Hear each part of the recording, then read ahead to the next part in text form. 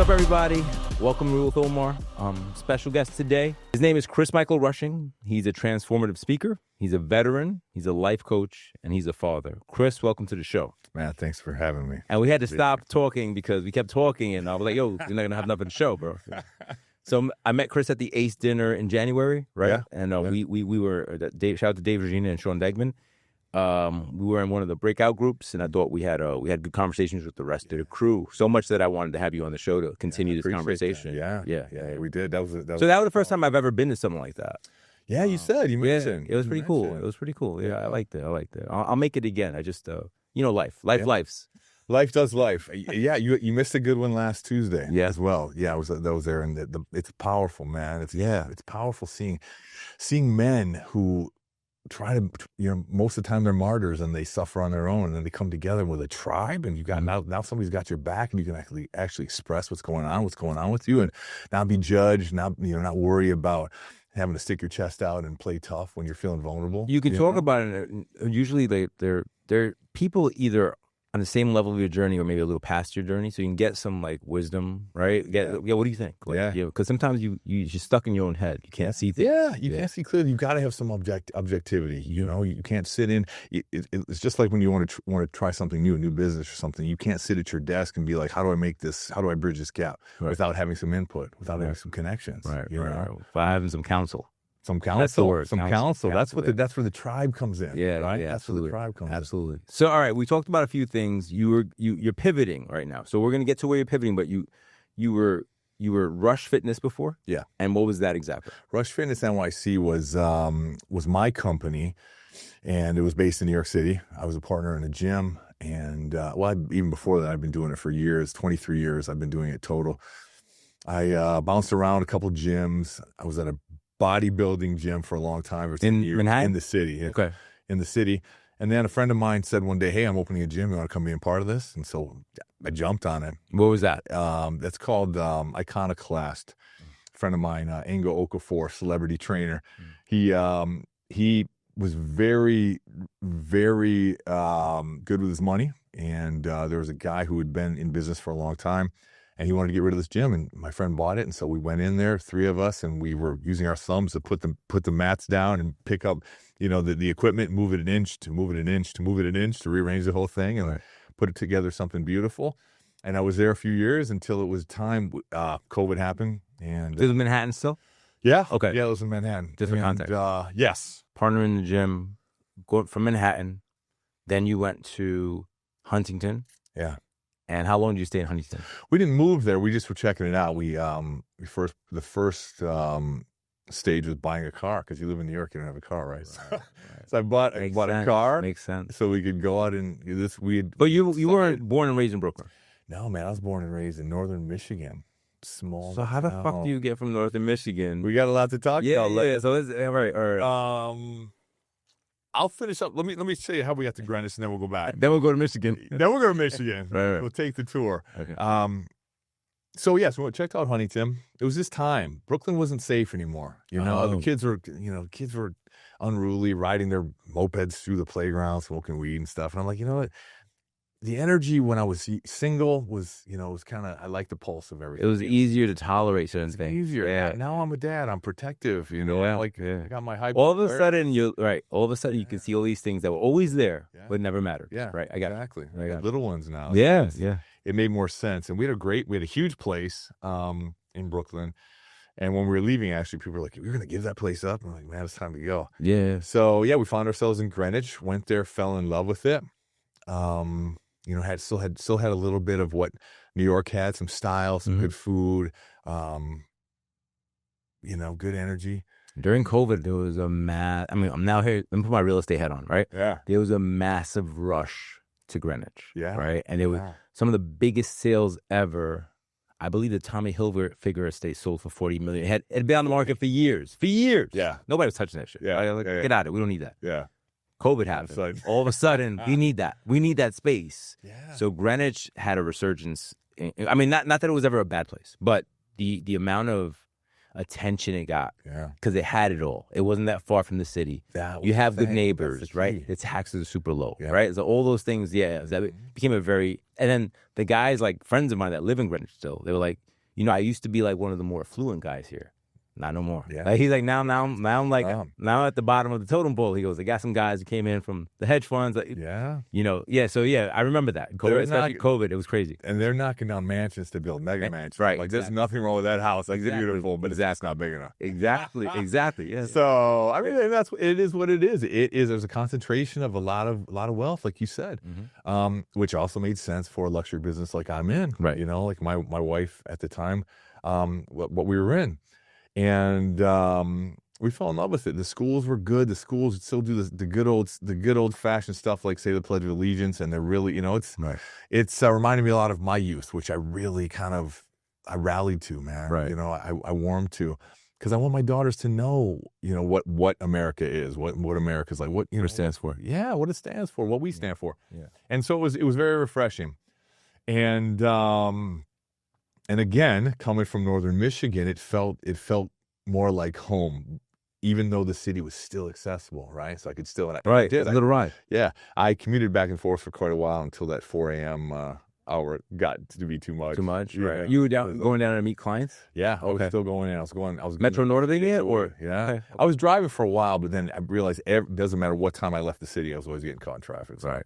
I started taking the train, and then it just got to be too much. I realized I didn't really have to. I could kind of separate, from those clients. Anybody who wanted to still do virtual, I could do that. Mm-hmm. But I had enough business in Greenwich that I could make the train. You had enough IRL in real life business. In real life, you like that? I like that. I like that. Yeah, IRL, and that's what it was. And so, that's what happened. And along the way, a lot of other stuff happened too that we'll talk about. Okay, so let's go to Michigan. Yeah. So, all right, you were born in Michigan? Born in Michigan. Okay. Half Puerto Rican. What's the other half?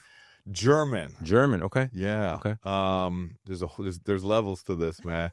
My mother was, in her youth, she was living in New York, hanging out with her friends, smoking weed, doing living in the 70s, 50s, whatever. Yeah. Okay. Yeah, in the 70s, and hanging out Washington Square Park. She had they had a bunch of friends that were in a group that was heavily percussion based, and they all decided at one point they're going to go to Puerto Rico, have some dates, get high in the rainforest, and so it happens. And my mom and her friend went with them, and they were the kind of the go-go dancers that were up on the platform. They're just hanging out. Right. And at one point, one night, there was a young professional baseball player that sat in on the congas. And he looked up at her. She looked down at him. It was on, I guess. That was it. They spent a week of hanging out, getting to know each other, if you will. At the end of the week, he goes, by the way, I'm married. She goes, oh, really? Well, screw you. I'm out. Oh, wow. Comes back to New York and realizes she's pregnant. And that's where you conceived. Yeah, in Puerto Rico with the congas. Yeah, you with the congas. It's like a theme. It's like and I got background music too. Yeah. What was she gonna do? I mean, she told me too. There was that time where she thinks, okay, this is gonna really affect my life. Do I do this? How old? You don't mind me asking, how old was she? She was 23, I think, at the time. So young. Yeah. I mean, for the time, it was more realistic, but still young. Not a lot of life experience. Right. So she moved back to Michigan, moved back in with her parents, and she had me on her own, and then never told him. So your mother was a German component. She was in Manhattan chilling. Yeah. Like not right, and then she went back to Michigan. I get it now. Okay. Yeah. So then you were conceived in Puerto Rico, but okay, got you. Yeah. I'm following. It's like a geography. Right? There's a lot going on, man. I'm writing my memoir too, and I go back to these places where I'm like, wow, this is pretty cool. It's a pretty cool story. The way it connects. Yeah. Yeah. Okay. And I think I was a toddler, and she was walking me or pulling me in the wagon or something, and meets this hippie dude who was back from Vietnam, and they kind of hit it off, and they started dating. They eventually got married. He adopted me legally. His name was Larry Rushing, which is where my last name comes from. Which is a cool name. Yeah. And thank you. Yeah. And then they had my sister, and we started a family. When I was, I think, 7, they got separated and then eventually divorced. And life took a weird turn. Okay. We were the nuclear family. We'd go to church on Wednesday, we go to church on Sunday. He owned a sign company. She was a stay-at-home mom. We lived in a small middle-class neighborhood where the postman would come around. All the kids would run up because he had fruit stripe gum. And he nice. all gum. Okay. We'd ride our bikes. And real towny. Yeah. I mean, they had the VFW parade with the fire trucks and just very, very small town in America. Okay. And What was the name of the town? Gotta ask. West Branch, Michigan. West Branch, Michigan. West Branch, Michigan. Like, for example, what we did for fun after dinner, we would ride our bikes to the thing called the Smiley Face, the big water tower that you could yell into. They didn't keep water in it anymore, but it would echo, and then we'd ride our bikes back. It was very, the Bailey boys were my best friends. We'd ride our bikes, run into bees' nests and run screaming home, and there was lots of stories. We played with matches one time, set the valley on fire, and all the men from the neighborhood, their shovels running down. We played with matches one time. One time was enough. And it was just this, it was wholesome. Right. It was wholesome, just, That sounds really cool. figuring stuff out. And then when they got divorced, things got weird. And I got to see who my mother really was. And it was not a maternal caring figure. And that started a really long period of saying, you know what? This is not how childhood is supposed to be, and this isn't right. This isn't fair. But what was I going to do? I couldn't do anything. She wasn't ambitious. We were poor. She wanted to live her life again, right? So she started. So there were things that I shouldn't have seen or heard going on as a child. Yeah, right. As a child, and I became very introverted, because of that, trying to fit in and knowing it wasn't fair.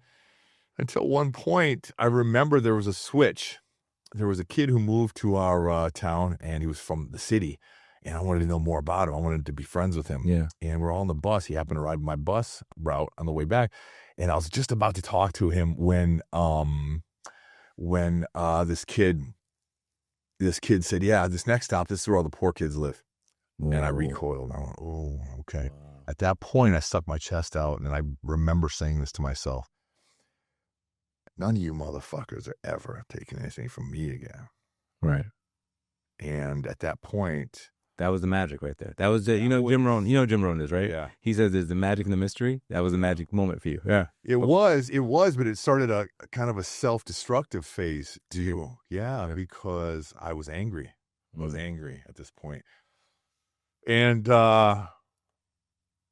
I mean, life was weird. Life was crazy. I didn't have any relationship. How old were you at this time? And I would put the microphone more towards you. Yeah. Junior high school. So 13, 14? Yeah. Okay. Well, you think you know everything already. 12, 13, 14, you think you know everything. Yeah, I mean, see, that wasn't really the problem. I was a really good kid. I was a really innocent, good kid who had great values. I don't know where they came from because, I don't remember being taught them. It was just something that I've observed, I guess. Right. And the things that my mother she was the kind of person that said, do as I say, not as I do. Right. And as most parents are sometimes. Yeah. Especially at the time. Yeah. And I just this isn't right. This isn't right. And there was a lot of times where she embarrassed me, and she would, in the name of God, also she would do things. She would hide behind religion. She would hide behind it. Right. She'd be with her friends smoking weed, and then run into someone from the church, and I see this facade, and I'm like, this is not. Yeah, this is not real. Yeah, and it made it for a rough life because I'd end up getting kicked out of the house. I was in a foster home for a brief amount of time, and then all through high school, I was sleeping on friends' couches. Really? Yeah. 4 years. Yeah, all through, back and forth. Wow, back and forth. I was crashing here, crashing there, and trying to maintain some sense of normalcy, but it wasn't. It wasn't. Not no roots. You were kind of like drifting. Yeah. And we had moved from 3 different towns, West Branch to another town called. Oh, I was going to ask that. Is that in the same town? I'm in 30 miles around each other, but also we're rivals. So when I moved from Houghton Lake to Roscommon, all of a sudden the seniors are slamming me into the locker, going, "Get on the phone, call Houghton Lake, tell them we're about to fight." I'm like, "There's no hotline for me to call," and and I was singing. Yeah, bro, it's like the 80s. I'm like, yeah. Come on. I don't even have a quarter.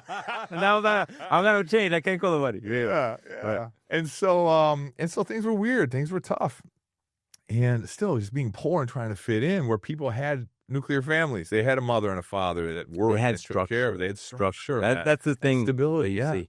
Yeah. Yeah, and so it was weird. It was a weird ride, and then experimenting with alcohol. Weed a little bit came in, and I was excessive. Because I was running from something. I was trying to numb something. I'm the pain. Like Wu-Tang Clan said, I'm the pain. Yeah. Yes. There was a self-loathing in me that was created by somebody who didn't understand how beautiful it was to be a parent. They were just applying, what they felt about themselves onto. I always figured the metaphor was like she was extinguishing my light. I was too bright because I was just this beautiful little soul. Yeah. And she could not look at herself in the mirror. And so this light was too much for her, you know? And kids become either our biggest motivators or sometimes they can be our biggest mirrors. And if you don't like what you see, like, you know, I got 3 boys. I got 3 boys, bro. Like, I see parts of myself, I'm like, I gotta learn how to navigate this. Because I hear the response, I'm like, I know where that comes from. You know what I mean? Like, I heard that before because I've said that before. So it's hard. Yeah. Yeah, I see that too now with my daughters. I'm like, oof, I don't want that to be part of how they walk around. I better react differently. Yeah. And be transparent, explain to what daddy's going through. So, and yeah. So, all right, so let's, you're still in your childhood. You're in high school. Mm-hmm. Okay, you're couch surfing. Yeah. Right? Yeah. We go to college? Well, here's the thing. Forward? I started in my you mentioned my man, he was a ball player, right? So way back in Puerto Rico. So I know there has to be something to it. But that was baseball. I never played baseball. You were into baseball. Where I grew up, we had long hair, we listened to heavy metal music, and we played football, and then we drank whiskey in the other down south. Small town. Yeah. Small town. Yeah. There was nothing to do. So that's what we did. That's what you did, yeah. And you're getting fights in other towns, and it was, it's like you're coming of age, your rites of passage, if you will. So we had long hair, and it was fun. It was cool. Every once in a while, I'd live at home, and we'd get in a fight, my mom and I, and then I'd be back at someone's house, and when she wasn't around, I'd throw big parties, and of course, there's a great story. Of course you did. Yeah, there's a great story. There was this girl, the guy's my brother-in-law now, but he was like the left end. I was the left tackle on our football team. He had long, blonde, crazy, heavy metal hair, and I had the long, dark hair. You the brunette. I was the brunette of the group, and there was a time where we were having a party, and a bunch of guys we hung out with, played football with, left to go to another town to go to this dance place, teen dance place. Get a phone call, bring an army, it's about to go down. Oh, jeez. We throw a barrel of beer, this is so redneck to talk about, in someone's minivan. We need water. Bring the beer. Yeah, right? Let's stay hydrated. Yeah. And we just started heading there, right? And as soon as we walked in, this kid I played football with, he goes, "What up now?" Bah! Cracks this dude, and it was on. It was crazy. We're leather jackets, and in Michigan, dude, you were, context. We thought we were rockers. We were rockers. Black Sabbath. Yeah. And I'm brawling with some dude, and Tom, who's now my brother-in-law, is brawling with some dude, and I go to swing, and someone grabs my hand. I go to turn to hit this guy, and it's the state police. Oh. And he yokes me up, cuffs me up, starts to take me out. This girl with her devil horn, she goes, "Motley Crue." And that was my wife. No, I'm just kidding. And we made it buried, and we're still together. So it was fun. 80s was funny. The 80s was a funny time. And the 80s, if you didn't see like Stranger Things, like I think they encapsulated a lot of good things. Like they were like accurate, right? Because talking to my kids about, like, I'm inner city, right, from the Bronx. Yeah. So I'm telling, and they live in Westchester, and when they lived in the Bronx, they lived in a really nice area. Yeah. I'm like, yo, dude, there used to be abandoned buildings. We used to play in like abandoned buildings and crackheads and drug dealers. They're like, what a fictitious thing. I'm like, no, for real. Like, yes. But it's so far detached from what they know as reality. Yeah. So it's funny how, like, we're trying to legitimize, yo, I really experienced this, right? Like, here you are talking about, fighting in towns with crates of beer. You know what I mean? Barrels of beer. You know, like, it's like, what? That sounds like a movie. Yeah. Right. Yeah. Really. And it's just not done anymore. Yeah, no. The only place you'll see that is on TV or in a movie, recreated, right? Recreated, right? All right, so the state trooper takes you out. Takes us out, slams us on the car, and I mean, we're feeling double emotions. It's really cool. It's career rock star. What's happening? But then, are we also in trouble? Right. And are our coaches going to know? I mean, our careers. Yeah, and so we got away with that one. I don't know how. There was other stuff too, like stupid things that we did. But there was no opportunity in that town, and I didn't have the type of structure in my family that planned for college and set a good example with that, and that was always the plan. It was on you. You had to figure it out. Yeah. So at one point, I came into my English literature class. I overheard 2 guys I was playing football with talking about the Marine Corps, going to the Marine Corps, and I go, "You guys are going to the Marines?" Mm-hmm. And my only thought was, if they go in the Marines, they're going to come back and be the tough guys and be able to kick everybody's ass. And that's kind of cool. And that's cool. Our priority, nothing right? The way we look at life. Yeah.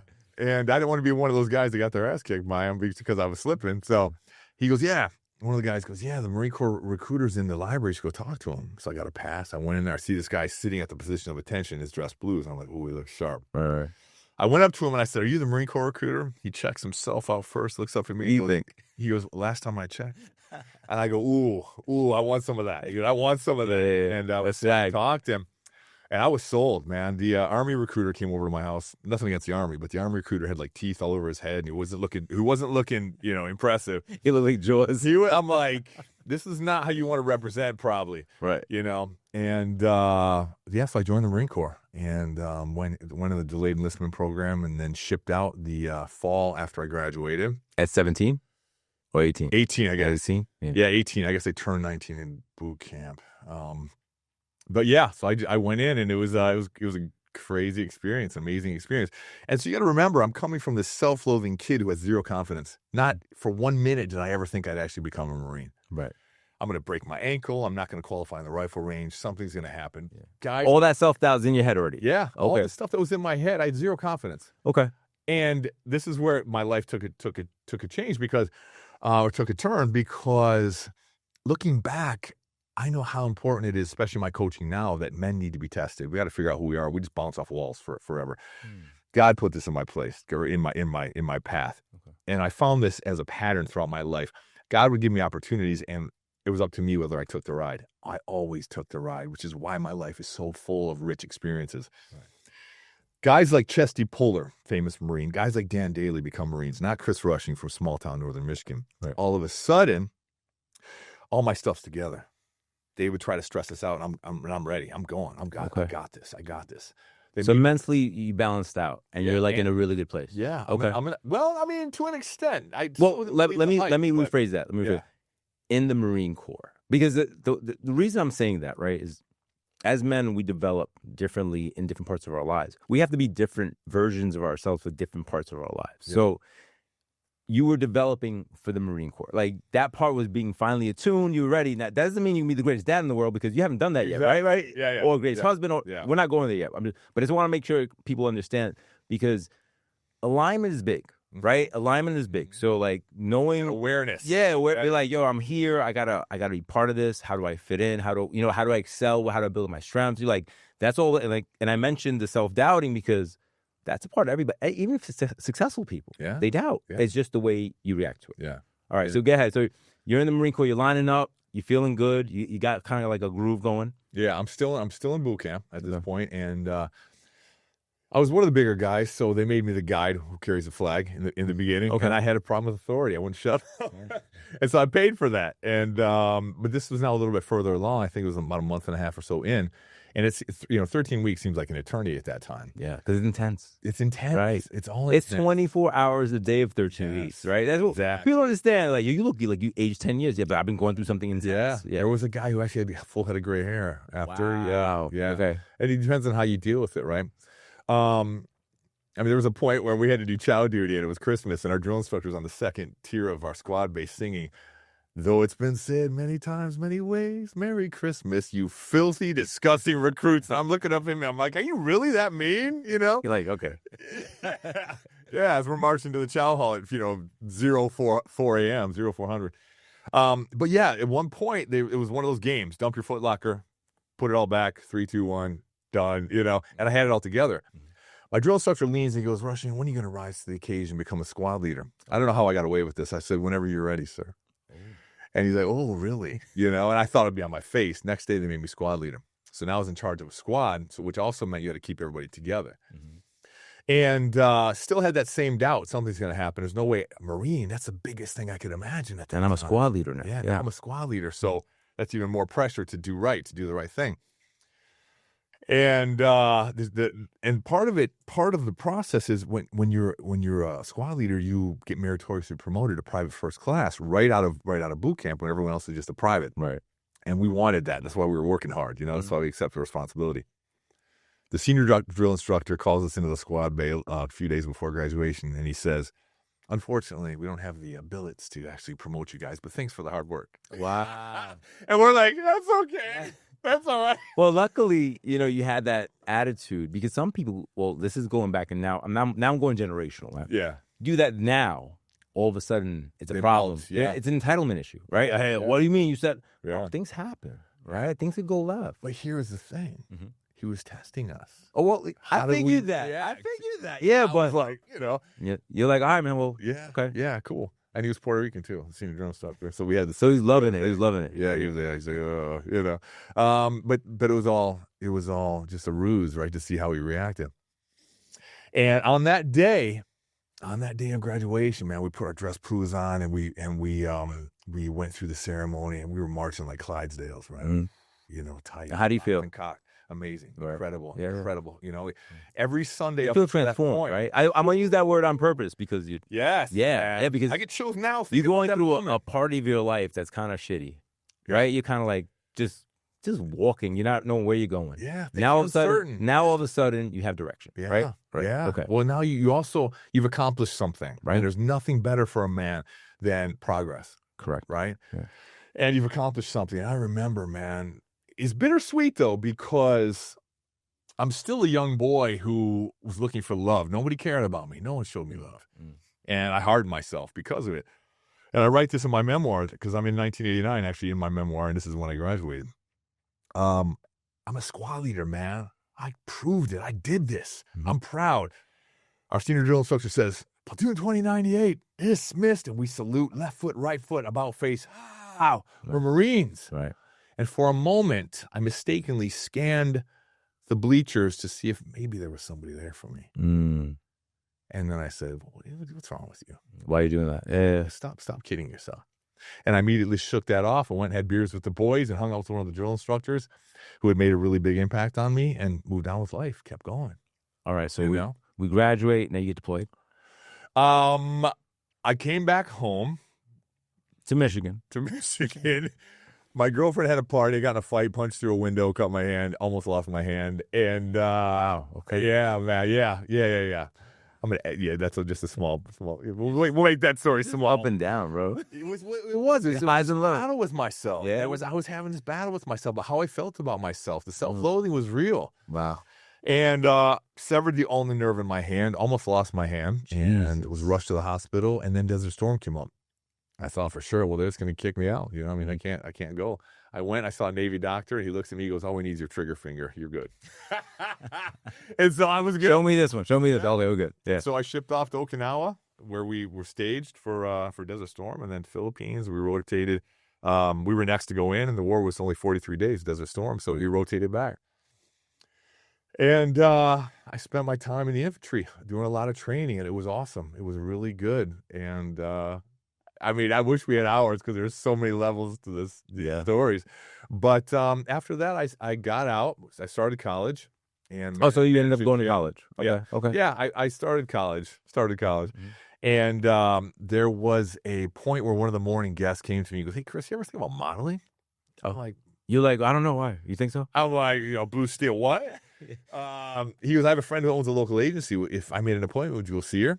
Man, small town. In Michigan. It's still in Michigan. Sorry. Suburban Detroit. I'm in Detroit now, not in northern Michigan. You buy M&M. Okay. That's a whole nother story. I have something about that as well. All right. And so I said, sure. And again, not believing I'd ever do anything. Yeah, you just like, you take it, like you said, every time an opportunity arises, you go for the ride. See what happens. Yeah, why not? Right? I had nothing to lose. See where I can go. Yeah. And I think that, like you mentioned, I had no home base. I had no structure. So it wasn't like I could go home to anything. So anything I did, I was just kind of out. You were gravitating toward opportunity because there was nothing. Yeah. Yeah, absolutely. And there was a little fear also because of that, So I went and had this appointment, and she was like, oh, yeah, you could definitely do some local modeling. I want to set you up with a photographer, blah, blah, blah. What happened was I started booking everything in Michigan. Oh, wait, and I thought, you were a hot boy in Michigan. Yeah, doing mall shows, doing mall runway shows. I'm big, Yeah. And come see me, park up. But it was for the point I was at my life, going from having a half barrel of beer in a minivan to go fight at a skate place. Yeah. To all of a sudden being in front of 1,500 people dressed in black tuxes, right? And don't overshadow the fact that you were ready to go fight for our country, right? Would just, put your life on line. Let's be honest. You know what I'm saying? Like, think about the extremities that you're willing to go. Yeah. Okay. So yeah, that's a big thing. There's a big lesson about that I kind of jumped over. One of the things I want people to understand about that, and the reason they get guys, or the only way it works when guys are so young, is so we don't know ourselves that well. We're willing to just react. We're willing to. They give the order, you assault through. Mm-hmm. I was always a thinking man. I would try to think rationally about this. At one point, I had a dream where I was looking down the sights of my rifle. There was a young Iraqi boy looking down the sights of his rifle. He probably had a girlfriend, loved his mother, wanted a future, and I better squeeze my trigger first. You personalized them. Yeah. You know what I'm saying? Yeah. And I better squeeze my trigger first. Right. I also had a dream, and it was tied into somebody snoring in the squad bay. I was in this line, and it was like a slaughterhouse line, right? And the line, you hear a song, and the line would move up. Oh boy. And I'm getting close to the front. And I shook myself out of this dream. And that was before the war got over. We thought, okay, what's going on here? We may have to take a life. We may see friends lose their lives. We're going through this very real situation. Yeah. So you go through that, you collect those lessons and those thoughts, and then, like you said, all of a sudden I'm managing a gym, now I'm modeling, going from that situation where life is very expendable. Yeah. It's not highly valued, right? Yeah, in the name of our country, right? Yeah. And you also realize that patriotism is a lot of rah-rah stuff. And when you're there, you're fighting for the guy next to you, to keep them alive. And you're pulling it together. It's not about the politicians and the hype and the bull. It's about the people at home that you really want to maintain their freedom. And this war we're in has nothing to do with really any of the values up back home. And none of them have. Yeah. Have you really peeled back the layers? Yeah. That's the hard yeah. So, anyways, now I'm back in Michigan. I'm booking all these shows, doing all this stuff, having a great time of my life, around a bunch of attractive people, and finding my way. So to use the term, you were up. I was up for show. I meet a friend who's got a mother agent, and she sends what she does back then is, it's early 90s. She sends stuff out to European markets, and she wanted to represent me. We sent stuff out, and again, I'm not thinking anything's going to happen. All of a sudden, Spain, Italy, London wants to see me.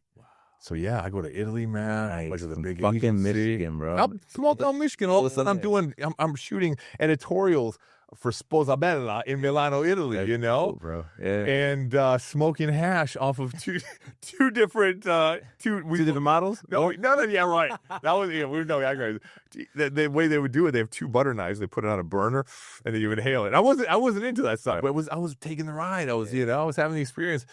And I'm a million miles away. And it was cool. I had an opportunity with a photographer and his girlfriend. We went to Genoa, which is a town where Christopher Columbus took off to go to Spain to get finance to go find the Americas and stuff.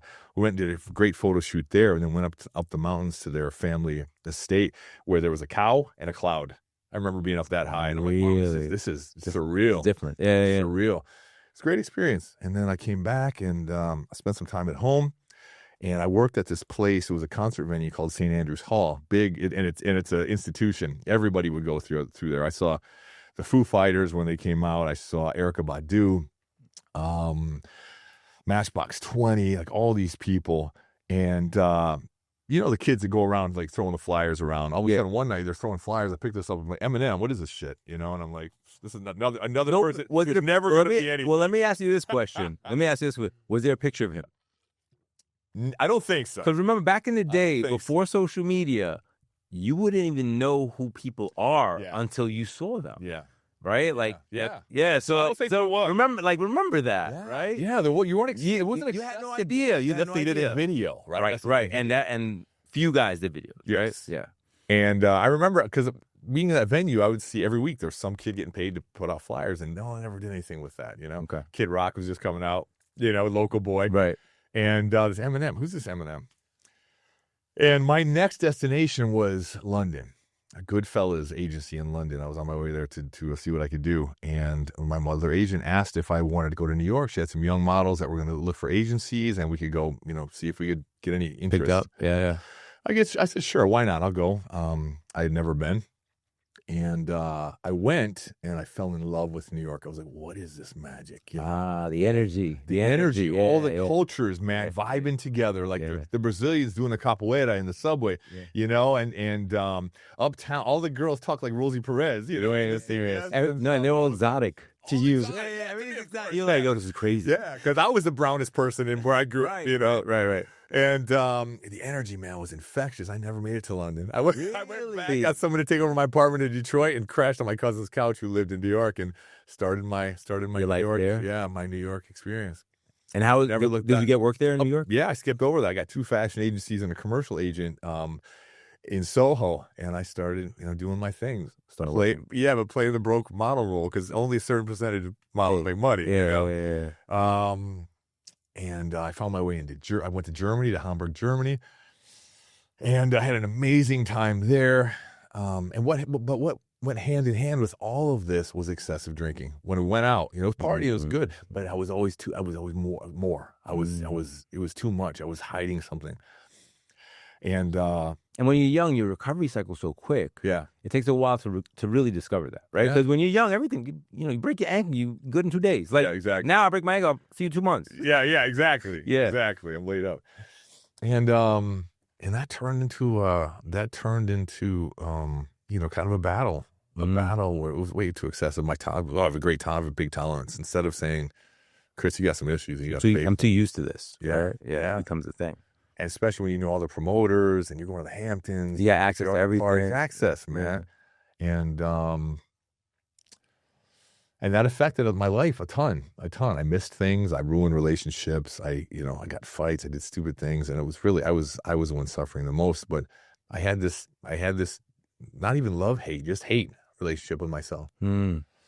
I would scream at the sky, God, hey, you know what? I know there's winners and losers, and if I was chosen to be a loser, that's okay. But I don't want to do this anymore. Can you take me out of here? Because this sucks. My perspective was so off. I couldn't see the beauty of all the things that I had access to. Yeah. All I could see I could see the darkness that I was carrying based on a mother who never loved me. And I didn't realize that was even what it was. Right.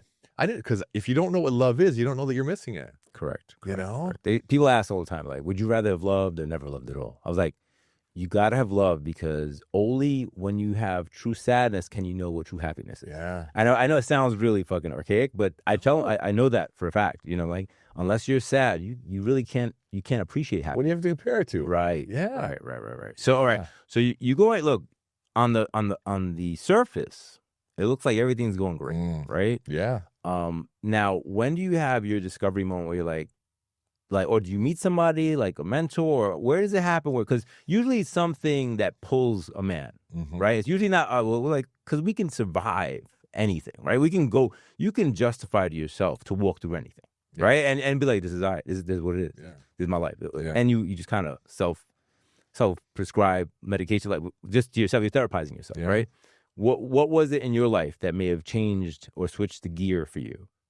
Do you have one moment or no? I would go years and years and years of self-loathing. I met the dragon. First of all, I met this beautiful little Trinidadian girl from Brooklyn. I loved everything about her. She had that accent. She had the attitude. And I was crazy about her. And that was the first time I tried cocaine. Okay. And I didn't think anything of it. Because of her? Not because she had it, so I did. But she was doing that. Yeah. That's because of her. No offense. Like, it's like saying... Yeah, she knows it. Yeah. She knows it, too. We're still in touch. Because I was around it. I'd go party, but I could hang out all night. But you never like... Never did it. Right. They thought I was a narc. And I'm like, this guy. Yeah. I'd find down the ground and give it to people. I'm like, yeah, somebody dropped this. They're like, oh my God, thank you. I didn't know the hype. Do you know what this is? Yeah. And I was crazy about her. So I tried it one night, didn't think anything of it. And not till a year later when I tried it again, then it started to be more consistent. And then it became like a dragon, and I was a marionette. I was on the strings. It controlled me. Started to control me. Started shifting you. It did. Yeah. It did. It got in there, and all of a sudden it became something that wasn't social. Now I was going home to do it alone because I had to feed the dragon. Right. You know what I'm saying? And I could still maintain. I made my own schedule. I was a trainer. I was still fixed. I worked out all week. Friday came, I had to feed the dragon. So you were functioning. I was definitely functioning. Right. There were some times when if you would have been watching closely, you could see that no, something's wrong with this dude. And here's the thing. I made decisions in relationships based on that insecure kid too. Like, this girl looks like somebody I couldn't get when I was young and poor. She was popular. I know it's not going anywhere, but I want to own that. So let me self-sabotage it though. Right? Self-sabotage again. Yeah. Yeah. And then also I got a secret because I'm a drug addict, really, and they're not going to know. And they're going to wonder what's wrong with me, but I don't care because I'm collecting souls. I'm collecting bodies now to make up for all the stuff I missed when I was a kid. Right. Again, going back to what I said before, as a man, you can self-legitimize anything. Yeah. Just being honest, like, as you walk through things. Yeah. You can make excuses. You can say that it's not even that bad. Yeah. You can justify it, I've had a rough life. Yeah. Right? Like, yeah. I deserve this, or I'm not, no one else is getting hurt but me. Right. And years of choosing bad relationships, doing things that didn't serve me. So to answer your question, you would think that it would have happened much earlier in my life. In New York City, there's no rites of passage. You don't have to settle down, start looking at a family, start getting ready to buy a house, do all these things. You never have to. No. You can party your whole life. And you could change. You could just change your friend group. Yeah. And start again. Yeah, absolutely. Yeah. I know people that do that. Yeah. So I meet this girl. She was exotic, man. She was dark and she had a British accent. She's from an island called Cyprus that I had no idea, didn't know anything about. Existed and shit. Yeah. And she came over. We hit it off, and we were hanging. I'm like, go get stuff, come back here. I want to spend all my time with you. And she did. And then I was telling people about how much I was crazy about her. I said, I'm dating this girl. And people who knew her were like, oh, okay. No one was happy for me. And I was like, wait, what's this all about? Wow. What's this all about? Okay. So you felt the energy, right? Well, the response guys I knew well, they were like, they knew something they didn't want to tell me. And I was like, what is this? So I asked her. She's like, they don't know me. They don't know anything. The reality was our morals didn't line up. I was from small town, Michigan with these Midwestern, almost pilgrim like. Bro, and you're in New York, right? Well, it will take your soul. No offense, right? True. It will take, and you don't have no offense. I'm not, never. We're grown men here. Get offended. Well, the thing is, like, you didn't have somebody you could go to, like an OG. Hey man, what do you think? Yeah. Like somebody pull you by your collar. Hey, what do you do? You didn't have an uncle. Yeah, nobody. Right, and that's important. Right, that's important. I didn't know how. What is this thing I'm carrying? What is this pressure I'm carrying? What is this judgment that I'm carrying that keeps ruining these relationships? Right. And so my idea of what her past might have looked like started to destroy us. So you didn't even confirm anything. I talked to her, but she didn't want to tell me either. She didn't really want to tell me. She told me so much, but. See, now with my crazy mind and my once a week drug use, right? When it really went wild. Well, all of a sudden now I didn't have to quit doing drugs for her because she didn't match up to what my standards, which was this sick thing that you that I created. Yeah, my standards, right? Well, I'm way high, but you don't fit my standard. Yeah. I'm a drug addict, and I'm never going to settle down, and I loathe myself. But you don't fit into the perfect plan. And so I started to destroy this. I started to destroy this relationship, and I didn't. She wasn't enough now for me to quit doing drugs. I wanted her to be someone for me to want to stop. And I even think that maybe the dragon that had control of me knew that and helped me in my decision, choosing somebody who I would see as not enough for me to do that. And so it's all of a sudden like we're partying together at first, and then I'm sneaking around. And then all of a sudden we're talking about babies. We fought like cats and dogs. It was crazy. Right. So it was a toxic relationship, and you were in a good place. And as long as she left me alone and I could still do my thing, I didn't care. Right. But that's not really a relationship. It's not a relationship. It's not a relationship. But here's the thing too. If I'm not seeing clearly, if I was seeing clearly, I'd also see that this woman had an agenda. Okay. She needed papers. She was working a job where she made no money. She was here, but she couldn't do any better because she was from another country. Okay. I didn't see that. All of a sudden, we're talking about babies, and I'm like, yeah, I want to have a baby. Maybe that's the reason I'll stop. And I'm still with the wrong person.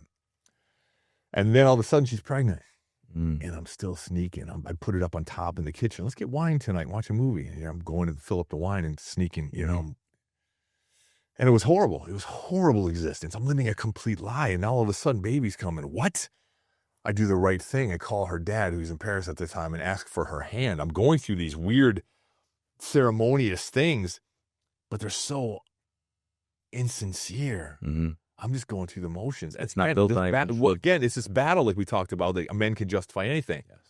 I'm doing the right thing because I'm an upstanding guy who's sneaking around doing drugs and not in love with this person. And she was toxic too. She didn't love me. I don't think. Maybe she thought she would. Maybe she was used to toxic. Her family was very toxic. All of a sudden, I have this beautiful baby, and I'm full. I'm like, oh my God, this broken kid, this broken boy is having now a father. Yeah.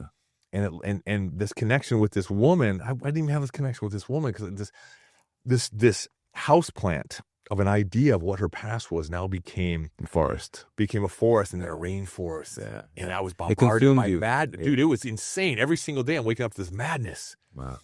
And all of a sudden the baby's there. Now we don't have to sleep in the same room because she can sleep with the baby. I have to be up early. I can sleep in the other room. So I can sneak. Now you have a separate life. Separate, right? And it was okay. And then all of a sudden we're talking about a second baby. And I was kind of coerced into it. I'm ovulating. Let's go. One of those things. I'm like, wait, what? He said he's kind of sort. I was coerced into it. I'm like, pull the gun out. It was like, break yourself, fool. And so all of a sudden now, the funny thing was people struggle to have babies. We were like, bam, here we go. You're pregnant. Yeah, factory. And another one's coming, and I'm struggling. You're still living this separate life. Still living this separate life. And don't love myself. How can I switch? How can I put away the past? How can I put away everything and just focus on what I have in front of me? I have a beautiful woman, no matter what her past was, but she was toxic anyway. Her personality was toxic. Okay. But I have a little baby. Isn't that enough? Yeah. Now I got another one coming. Second one comes. We're fighting like cats and dogs. It's ridiculous. And this is up to the point where we're getting ready to move. We move into Greenwich in this state, in this toxic state. And our annual trip was to Cyprus to see her family. And we've been there. Like Tiger Lily, by the time she was 5, had been there 4 times. Like we went all the time. We spent the whole month of August there. And our last trip to Cyprus, we were fighting like cats and dogs again. And I almost booked a ticket home. I'm like, I'm not doing this anymore. The family saw us fighting. It was ugly. And when we got back, I decided we're going to get separated. And I didn't include her in the decision because there was at no point could I ever discuss anything with her without her turning and attacking me. You're a knob. You're a loser. You're this. Why would I discuss so it was actually get personal attacks. Yeah, right. To try to lower the kind of thing where a woman says whatever she can to a man to hurt him, destroy him, and hurt him. Right. So why would I engage if I knew that was coming? Right. I took my daughters to this place, really nice apartment, had pool and stuff, and I said, "What do you guys think about this?" Before I did this, And I went home and I said, "I'm moving out. We're getting separated temporarily because I want to fix this marriage. I'm going to go to therapy. If it's all me, I don't want to lose this marriage. I don't want my daughters to come to me someday and say, 'Hey, Daddy, weren't we enough? Weren't we enough to save this?' I'm like, you are enough. I'm enough. I want to save this." So I started going to therapy, and I got a couples therapist, and she went with me, and this therapist jumped right on her side. I'm like, what was, this guy who was really weak. I'm like, you're not listening to the story here. You're just jumping on her side. The rest of it. Well, she was very domineering, so I think he was afraid of her. Right. And just for the record, I was never going to tell this story, except for at the end, I took the high road, and she continued being toxic. And so now I'm a grown man. She's a grown woman. That's why this story is being told. Okay. I went to another therapist, and I really went in. I went in, man. I want to fix this. I want to fix this thing. I was in hell without my family. I've been with them every Let me ask you a question. Yes. Were you still with the dragon? Once in a while, I was. So the relationship was still there, but just not as free. Yeah. Okay. I decided to quit once I moved out. I don't want people to know, like, because that's a thing. You're dealing with. That's a really big thing. That was part of me. I had to test myself. Now you're free. You can do this if you want to, because there's no one in the other room that's going to come in and catch you. So my deal with myself was, you're done. You're done with this. And the reality, part of the reason I started this whole process was the reality of my daughters looking up at me going, "This is who you are, Dad? Yeah. This is who you are?" And I was like, no, I'm done. I'm done with that. I'm done with this. I'm getting help. I worked with this therapist. I was gutted not to be around my family. And I knew that, I thought that, this is going to be temporary. We're still married, no legal separation or anything. We're just in different homes right now while we work this out, because the only way. The license is still valid for all my grown-ups. You know what I mean by that. Yeah. Right, yeah. right. It wasn't like I wanted to, step out and justify it. None of that. I wanted to save my marriage. And she knew that, but she was mad because I made a decision. Without her. Right. And my therapist told me after hearing the story, she was, "Chris, I don't think you should go back. I think you'd be a really good single dad." Was it a male or female? Female. Oh, okay. Female. Okay. And I said, "Nope, I'm going back." I talked to her, and we decided I'd move back. And I should have known right off the bat that it wasn't going to work, because as I was moving stuff in, she wasn't helping. She's like, you decided to move out. Oh. I'm like, oh, okay. So once I was in. Bitterness, yeah. Yeah, once I was in, she was treating me horribly every single day. My clients even saw it. They're like, what's wrong with that? You know, There's no way. Come to find out, as soon as I moved out of the house, she got on a dating app, was screwing some guy behind my back. While I'm over here suffering, suffocating without my family. And I'm thinking that it was the guilt from that made her treat me like, like garbage. Try to create that distance to justify to herself. Justify, again, there you go. The same way I justify my drug use to myself, right? Right. But this was very narcissistic in its method. And I was in the house. We weren't getting along again. And this is when the trip came to Florida. We decided to go to Florida this year because it was too expensive to go to Cyprus. We went down, and I was just done. The way she was treating me, I was just done. And I just zipped my lip. I said, I'm done. I said, I'm not going to let you control my happiness anymore. I'm done. Because I wouldn't talk to her, she got angry, man. She was brutally angry. And I said, please just leave me alone. And she proceeded to tell me, you're a loser. Oh, she went back to the old. You're a loser. You can't take care of your children. All those hundreds of guys you think I fucked them all, and you were the worst one. And your mother's a whore. I'm like, are you serious? I go, get away from me. And I pushed her. I go, get away from me. We're done. She puts her head down, starts swinging at me, going crazy. I'm standing beside these two people going, this is what my life has become. And then, brother, I hear these two little footsteps. Yeah, your girls. Mom, Dad, you okay? I'm gutted when I just say this, when I repeat this. Done. I'm done. We get back to Greenwich. We're divorced. We're done. I'm done. I'm keeping the house. I have a beautiful gym built in it. I'm keeping the business because I got to take care of it. Whatever you want for child support, it's yours. You start looking for a place. I'm done. And I almost flew back from Florida, but I decided to stay because I wanted to have this last vacation with my daughters. And she just kept going, kept being horrible. And so we get back to Greenwich, and now I'm livid because I feel like this woman, again, I wasn't in my right head. I couldn't separate myself from blaming her for all 6 years of being deceitful, instead of thinking, Chris, what did you do to get here? Yeah. You weren't blindsided. How did we get here? There were two parts of a toxic relationship. You were one part of that. I was mean to her. I go, you stay on this side of the house. I'm staying on this side. I hate you. I hate you. And she kept pushing. I'm on the lease too. I don't have to go anywhere. I'm like, Anthea. I just said her name. Don't say it 4 times. They appear. Yeah. I'm like, they appear. We're done. And I'm happy. I'm starting my platform. Finally, I'm going to live honestly. I can't be a leader or a coach if I'm living a life where I'm not even in control of my own life. Then I'm a walking contradiction, right? Right. One day I go to the beach. I'm meditating. I go for a swim. I'm so happy, man. I'm tan. I'm fit. I'm like about to be single. I'm happy. You're feeling really good. Feeling good. Yeah. I walk back. I go back to the house. I walk in. She's sitting on the couch with the girls looking at me weird. Hey, you want me to take the girls to school? She goes, no, I got it. Walk into my bedroom, take a shower, come back out getting dressed. I'm in my underwear. I look out my window. There's a cop car backing into the neighbor's yard. That's peculiar. I turn to my left, and 6 of Greenwich's biggest cops walk through the door. Get on your face. You're under arrest for domestic violence. All right. I go, what? I put my hand behind my back. I'm in my underwear. Yeah. They go on the floor. They immediately soften. They're like, they knew the whole time that this was something that was contrived. A lot of them knew me. Oh. Later, I would date a girl who knew the cops, and she's like, Chris, they knew the whole time. This was bullshit. She had gone there with a story, and there's no proof. Right. There's no history. There's no proof. Yeah. You got to make it better. Yeah. And so she did. I didn't realize this. She had trapped me. At one point, she's pushing me, and she has her phone behind her back. And I go, bitch, I will kill you. I'm so angry. Right. She goes, what'd you say? I go, don't mess with me, Anthony. I will kill you. Because I had years and you were there. Years, in that corner. Years. They had told her to prove she felt threatened. So behind her back, she had hit the button and called 911. They heard me say that. Oh. Now they had reason to come get me. Right. And they did. I didn't know, though, that this was going to be bigger than it was. I went down. I'm like, I'm joking with the cops. They let me get dressed. I'm walking down with them. The guy's like, wow, nice gym, you know? And I go in and I'm like, okay, so what's the deal here? Can I call some of my clients, tell them I'm going to be late? Oh, so you're thinking, all right, is this the thing? I'm going to go to a hotel room tonight. We're going to work this out. Right.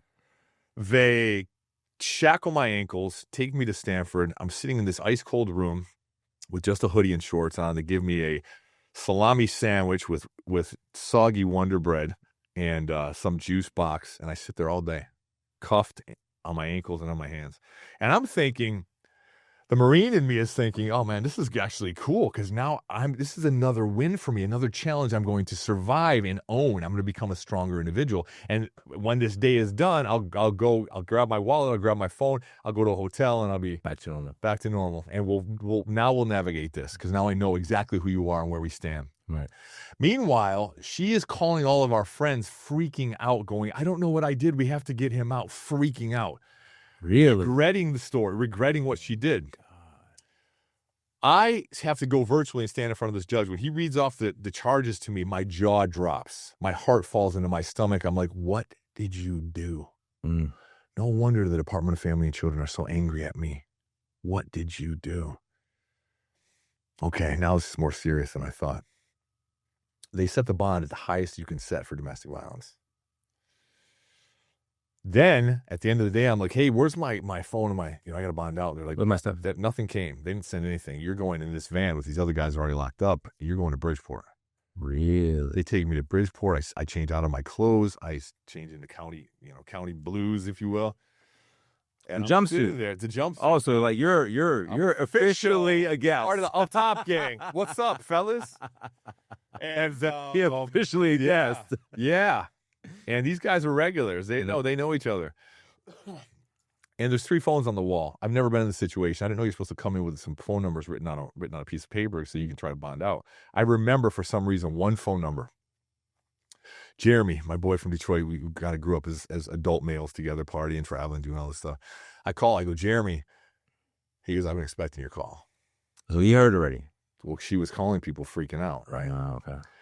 I go, man, I don't know what to do. I'm at this point, I'm starting to freak out. I'm like, I don't know how to get out of here. Yeah.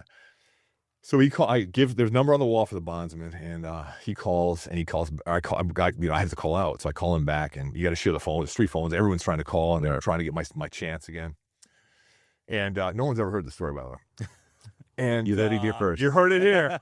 And he calls me back. He's, dude, I got bad news. In Connecticut, not only would I be on the hook for the percentage, I'm on the hook for the whole thing, and it's $50,000.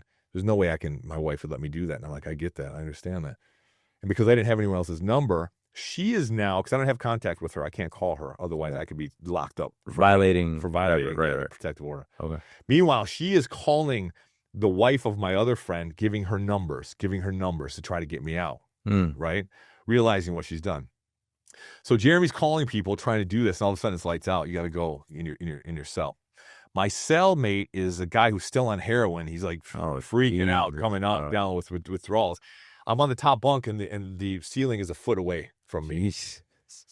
And because they still have COVID rules, you're locked up for 23 hours a day. You have 1 hour to get out, eat, shower, and try to make calls. Jesus. I'm calling Jeremy. I'm freaking out. I'm reading all this stuff on the wall. They don't give you anything to read. So once you've napped out, you can't sleep anymore. It's just you and your brain, you and your mind. I'm working out. And your boy over there. My boy's farting, throwing up, like shaking and stuff. And I'm just like, man. And these guys that I've been talking to, that one of them goes to see the judge, comes back. He's like, man, they gave me another year. I'll do that easy. I'm like, this is not me. I'm a dad. I'm not a tough guy. Yeah. You know what I mean? I don't claim to be. This isn't my life. Tough. Yeah, this is my life. Yeah. So after I was in there for 5 days, and I'm freaking out. The weekend is coming, and I'm like, I got to prepare myself mentally because I might be here the weekend. That's an extra 2, right? Yeah. Mm-hmm. Nothing happens on the weekend. Right. I wrote on the wall, I will survive this. I will survive this. Meanwhile, I'm gutted, though. I'm a shell of a person already. So I call Jeremy. My wife was training. I trained one guy, and she trained his husband. Mm-hmm. I trained the guy in person, and she trained his husband virtually. The guy I trained walked in the room and overheard her say, I don't know what happened to Chris. I think the cops overheard him say that he was going to kill me. He says, hell no. He goes, you're not a victim. I will get him out. It's the first time he heard about this. Right. Jeremy gets a hold of him. He's in, at this point, he's with his dad on vacation. He knows who I am. He knows the man I am. He goes out of his way to stop his vacation, call the bondsman. Jeremy gave him the number and all that stuff. He calls. He says, I'll do what I can. Phone goes dead. It's Friday. I'm sitting there going, if he doesn't do this, Chris, brace for this, because you might be stuck. An hour later, they come rushing to your stuff. I'm like, what? So I go, I see the warden. They get me out. They give me a piece of paper. That's all I got. No wallet, no phone, nothing. They give me a piece of paper. The phone's and your shorts. And my shorts, and it's some dorky looking tie-dye, sweatshirt. And the train's about a mile that way. Wow. I got a piece of paper. Wow. It says just discharged from the Bridgeport Correctional Facility or whatever. Is this like a pass for the train? Yeah. It is. Okay. Yeah, to let them know. So I finally find the train. There's no navigation, right? I got to find my ways to it. And I get on the train, and I'm like, what in the hell is happening? What just happened here? And I'm like shaking. I don't know how to navigate this. So I go back to Greenwich. I walk up the avenue. The whole time I think, for her own self-preservation, she may have made the story better. I might walk to the police station. They might yoke me up and go, nope, there's more charges. You're going back in. Right. This is my conscience going, Chris, you got to prepare. You got to prepare for anything. I go in. The cop walks up to me, and he drops his chin. He knows that it's bullshit. There's nothing you went back into the. You went back into the. I had to get your stuff. Yeah, to get my stuff. Yeah. But it's in. They lock up all the stuff, whatever it's called. It's there's a department where they keep everything, and you can come twice a week, and you can get it out. I know you're talking about. I can't think of it. Yeah. You have like 30 minutes on Tuesday and Thursday. Every other month. Luckily, my phone was in there. Luckily, I left my wallet at home. He said, "Okay, we've contacted your ex-wife. She's not there. Your wife." I say ex because that's what it is now. You can go get your stuff. I go there. She had packed up a bag, which is about nothing, and I go and I packed up a little bit more stuff and grabbed my wallet, got my car, said goodbye to them, and I was on my own. Completely on my own. Right. I drove to T-Mobile where we had a phone. I got a brand new phone, and they were able to, hook it up with everything. And then I went and got a nice hotel because I was going to figure out what the hell was going on. I ordered a pizza, and I hit the ground running. I called one of my clients and said, "Hey, you want to train tomorrow?" In the meantime, this woman had contacted my clients and said, "Yeah, we have a case of domestic violence over here. Chris isn't going to be able to train you, but I'm available." Wow. This is the man who's going to have to pay for life for child support and alimony or whatever comes up. Mm-hmm. And my clients are dropping off.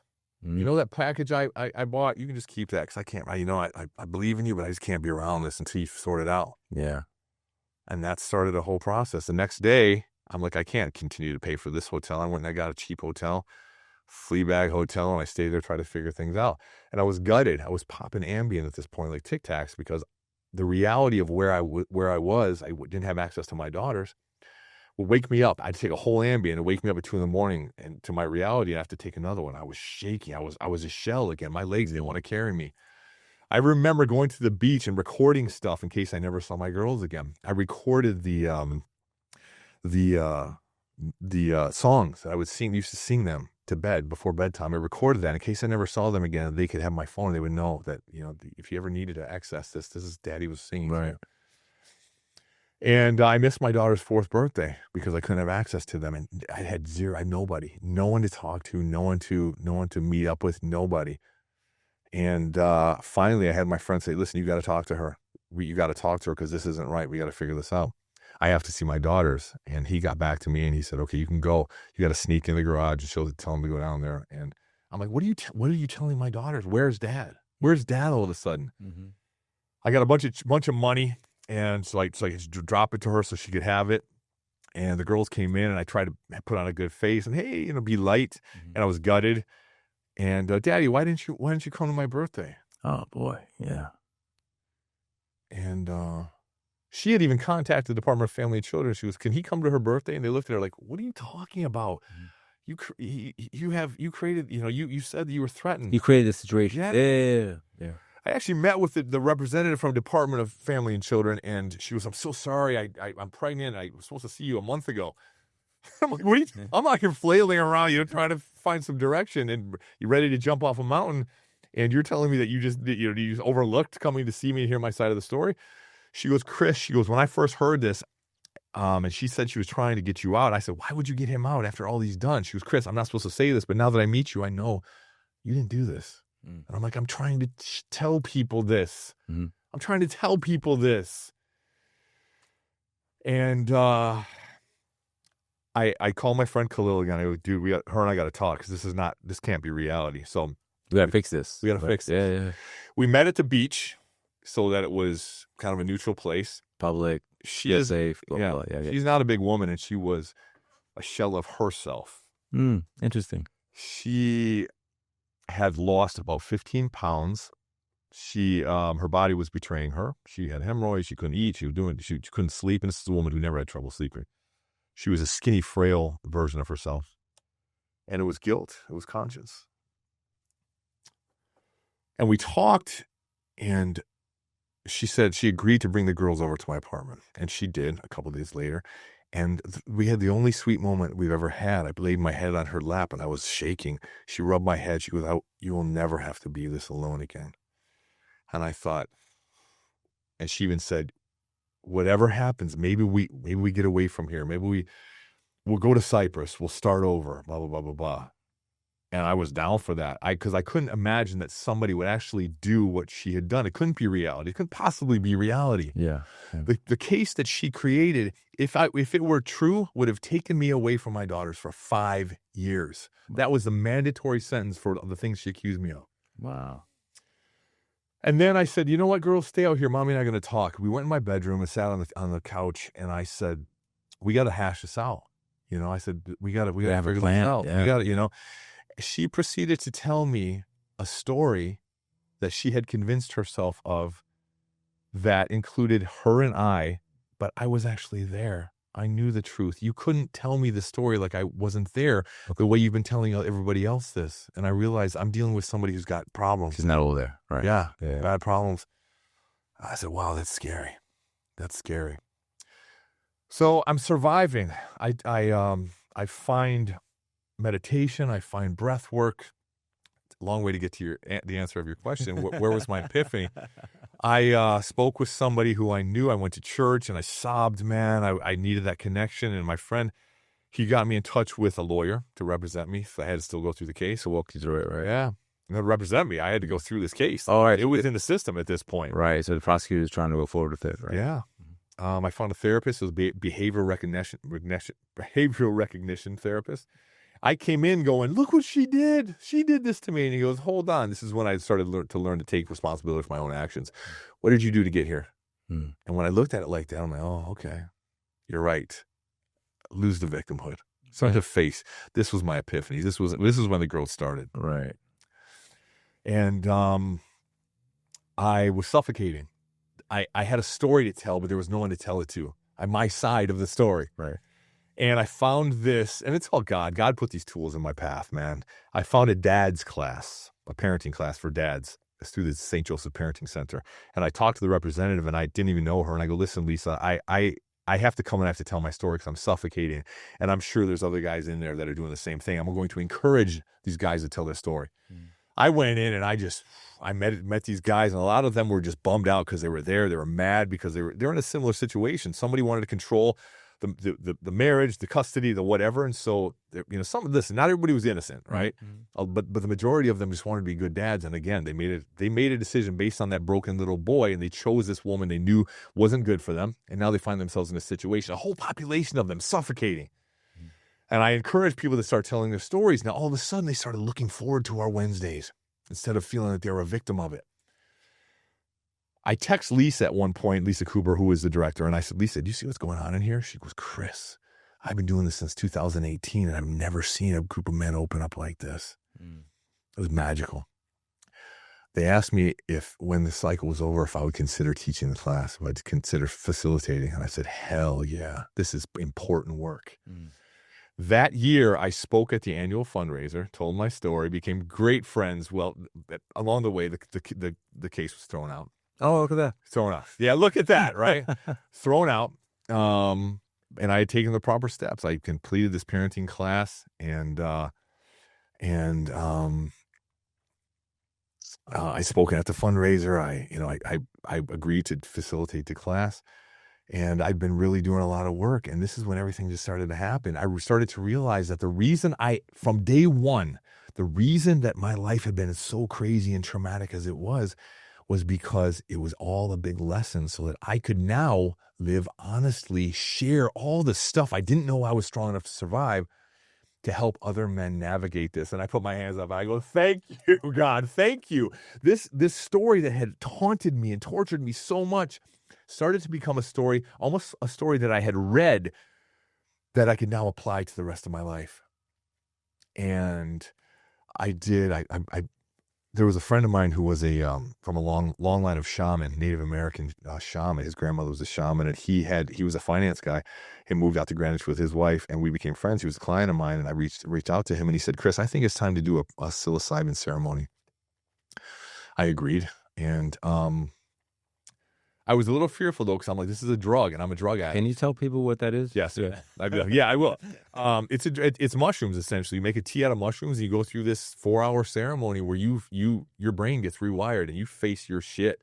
You face yourself. And so what happened was, I agreed to it. I was a little fearful. I was resistant. He sat there, put on some meditation music. He sat there and meditated, and I started to, kind of go into it, itch a little bit, and shift. And right. I go, Carlos, I can't do this. I can't handle it. He's like, you're good. He's like, but you're resisting. I'm going to give you some more. He mixes up a little more, right? I got a big tolerance, I guess. And I took some more, and I go, I can't handle this. He goes, you can handle this. I'm going to go in the other room. You're good. I'm like, no, I can't. As soon as you went in the other room, my brain switched and protected me. But I was still like kind of like moving around. I didn't know what to do. And I'm like, and it had been like 15 minutes. I got another 3 hours and 45 minutes of this, and there's no way to pull you out. Right. And I knew if I looked at his face and there was panic, I was a goner. Right. I went into my room where he was sitting. I started stretching. All of a sudden, it kicked in. Bam! Like an animal, I climbed up onto my bed and locked in with this picture of my daughters from Cyprus, where they were tan, and they were sleeping, and they were nose to nose, and they're so beautiful. For the next 45 minutes, I had this amazing interaction with them as I saw them shift into different ages and different scenarios, and it was so sweet. And I was talking to them, and I started to feel what love was again. And then there's this picture on my wall. I call it Krishna O, because that was my name when I was born. They were hippies, and Krishna O is the Hindu deity. And this picture of this little boy, it haunted me because I felt like I let him down, a little version of me, right? As I looked at this picture, it started to morph into the form and shape of other ethnicities throughout the centuries. And I realized this was the conscience of men that drove them crazy since the beginning of time. Wow. Feeling that we let down that little version of ourselves, right? I turned it around. I said, no, you don't have that power anymore. I went out to the living room where Carlos was sitting, and I sat in front of the mirror, and I called myself out on all my bullshit, the way I would justify drug use, the spending, nonsense, justify all the stuff we just talked about, how we can justify as a man. Called myself out on it. As I'm going through this process, my apartment starts to get brighter. I'm like, what's happening here? I go, Carlos, is this getting brighter? He's like, go through the process, man. I look to my right, and Lulabelle, the baby, my daughter, is laying there. And I look at her and the curve of her nose and her lips and her hair. And I started to remember why I wanted to be a dad. I saw her so sweetly. And I said to her, I need you. Is that okay? And I became full of this light, this love, where this little boy who needed love, who's now a father, can receive and give love from the position of a man and of a father to these new souls that chose me to take them on this journey. Oh, by the way, with no true figure to model after through your whole childhood, which is a big thing. Yeah. People don't get that sometimes, right? Like, if you've never seen it, how can you do it? Yeah. Right? Yeah. So it was all part of the journey. Right. I mean, and then the ceremony started coming to an end, and my apartment was brighter. I go, Carlos, is this apartment brighter? He goes, you don't understand. He goes, this apartment's amazing. I wish I had this when I was single, And I had created something amazing from the ashes, really, but I had thought that I'd been banished there, so I couldn't see clearly. I hugged him when I was clear-headed again, and we'll be friends for life because of that. That night I went to bed and I put my arms around myself, and for the first time ever, brother, I loved myself. And I started to move forward with that, and that changed everything, how I walked through this life. Yeah. And it's been a crazy ride, but through meditation and through mobility, through lots of reading and research, and through creating a tribe of people that are also spiritual and doing the work. I was gonna say, because you're working on yourself, right? You're not just kicking it over. You're looking and say, I gotta kind of work on this. I gotta fix this. I don't know how, but I'm gonna try. I'm gonna start. Yeah. Right? Well, the little steps become addictive, just like the hardship was addictive before. Honestly, the little steps of growth become addictive. How much can I do? How much can I, how much can I grow? That's the purpose now. And there was a time when I spent so much time by myself that I described it as something in me dying. There's something human in me dying. No one should be alone this much. And the beautiful thing that was dying was the need to fill space, the need to fill void with somebody who possibly just shouldn't have been there, somebody who wasn't worthy of me, Right. You get to the point where you're like, nah, you're going to have to meet me where I'm at, because I'm okay by myself. Not only okay, I love being by myself. I love this process. So the power that came from that move a couple years ahead, I am now living in my purpose. I am living my purpose every day. I've started routines. I get up every morning, no matter how early I have to start. I'm up an hour earlier. I'm meditating, man. I'm talking to God. I light a candle and have my coffee. I'm doing breath work. Your rituals. Yeah, Your like non-negotiable rituals and routines. And I never knew that life could be as happy as it is now. I'm an amazing father. I love those two. I don't need anything else, really. If it's in God's plan for me to meet a partner who's evolved and is in tune with himself and can complement me with what I'm doing, and we can walk through life, then hell yeah, let's go. But I'm not worried about it. I'm not forcing it. I have an amazing relationship with my girls. I've started, coaching personal development with men. I've started a speaking platform. I'm writing 3 different books. I'm hosting my first men's event, Finding Your Power, and I saw that. I wanted to ask you about that. And we got to talk about that. Yeah, I want you to be there. Yeah, absolutely. It's powerful. So all this stuff, this little boy Krishna O had to go through as Chris Michael Rushing, I am 100% evolved and powerful, and it all makes sense. And it's a blessing, man. I'm humbled. I look up at the sky. I say, man, thank you, thank you. And I know that life goes up and down, and I welcome it because I know it's a lesson. I've survived enough and been through enough where everything that feels dark there's a lesson on the other side of it. It's just a season that we have to walk through. Yeah. I don't ever want to hear about somebody that I knew all of a sudden not being here because they didn't think they could handle life anymore. If I can do anything. Those are hard. You know what I'm saying? I've heard it too many times in my life. Those are hard. And I've been there. When I was going through the really rough period, I thought if I just kind of made it look like an accident, jumped off a mountain, my daughters could have my life insurance. Yeah. And looking back, I'm like, that was not rational. And I didn't add this part in, but there was a big pivot for me. Was I was at the playground with my ex-wife and my daughters, and I was so broken. Is it after the event or before? After. Okay. After. I was so broken that I came home and I tied a sheet around my terrace, and I was ready to put it around my neck. And I said, what the fuck? And I backed up, and this maniacal kind of laugh came over me. And I said, what were you thinking? And I was sobbing, and I was like, no, are you kidding me? Are you kidding me? And that was my aha moment. No, I've had conversations with God about, please take me. And now my conversation is, you can't have me because I want to live. I will live. And that was that pivotal moment where I was like, no, I'm going to face this.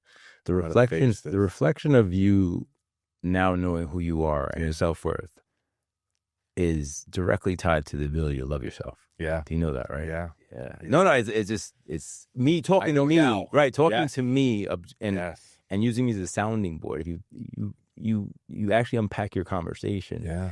And that's a big thing, man, because most people think someone else is going to fill this, right? No. You have to love yourself first. And only when you love yourself can you love others, right? And not be, I'll use the word perverted, right? Where they're manipulating you. Like the shit that you said your ex would say, that's crazy. Like to me, I'm like, That's somebody who just wants to destroy you. That's not somebody, you know what I'm saying? So like it's tough, and I'm, you know, I don't know her, you know. I'm on your team, She'll but tell a different story. But that's crazy. Yeah, that's crazy. Like, you don't, if you ever loved anybody, there's like, I tell my wife all the time, I said, babe, the words we choose matter. Yeah. Let's just be careful with that, because once we say them, we can't put them back. Right. You can't put it, and no matter how evolved I could be, you know, like, you know, some things sting, something leaves scars, right? And you're like, you don't want that. But of course, in any true, I believe, passion, you're gonna have that. So you have to temper that, right? Because the way you love is the way it turns to other emotions quickly, as powerfully, right?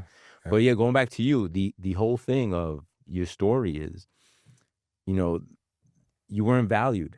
Young, and then you didn't know how to value, you didn't know how to quantify yourself, right? And then here you are thinking, all the wins that I collected were not enough to make me want to be whole, right? You know, or to make me love myself. It wasn't. It was never. Now, telling this story to somebody else, they'll be like, "Oh, what's wrong with you, bro? You had the ride of your life, and you did, and you do, right? But now you're on a different, like you're complete, you're 100% you, right? Yeah. So I look back at it now with different eyes. Absolutely, you're a person. You're evolved. As I dragged my feet through it before, I look back at it and go, "Wow, what an amazing ride!" Should have marched that shit, right? Instead of high steps, you know, I should have been like, So when let me ask you a couple questions though. So you're a life coach, right? Can you walk me through what that is exactly? It's for people. I want people to understand. There's a lot of, I see a lot of things happening lately, and I don't know if it's because my eye is attuned to it now, or I see like a lot of dads clubs, a lot of counsel, and I see a lot of support for each other, which is dope. That went out. Is that good? Okay. Is that a direct response to everything our generation had to endure? Because we stoicism, this, that, like whatever you want to label it, however you want to label it. There's a lot of shit. Look, there's shit now.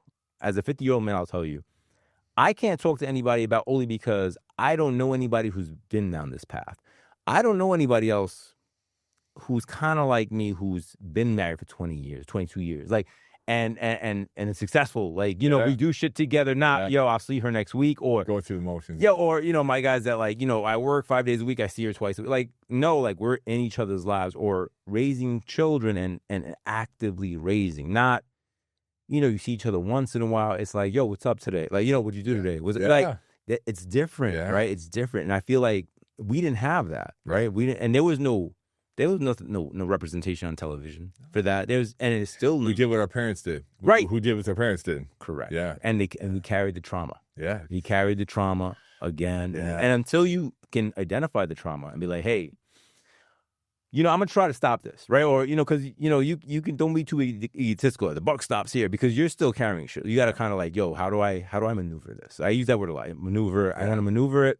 I want to give it some attention, not be obsessed with it, but enough to work on myself enough where I can evolve past that, right? So, in your life coaching, is that kind of what that is, or is it just helping people make decisions? Or, because I see a lot of that too, a lot of indecision out here, right? So I'm sorry. I framed out the question. Right? Yes. There's layers to this, man. There's so many layers to this, because it's not also, masculinity used to be respected, but there was part of masculinity that wasn't faced. There was a toxic aspect to it, right? That line now encompasses everything, which is complete bullshit, because there is a chauvinistic, self-destructive and destructive part of masculinity based on things that certain people have gotten away with that weren't talked about, you know.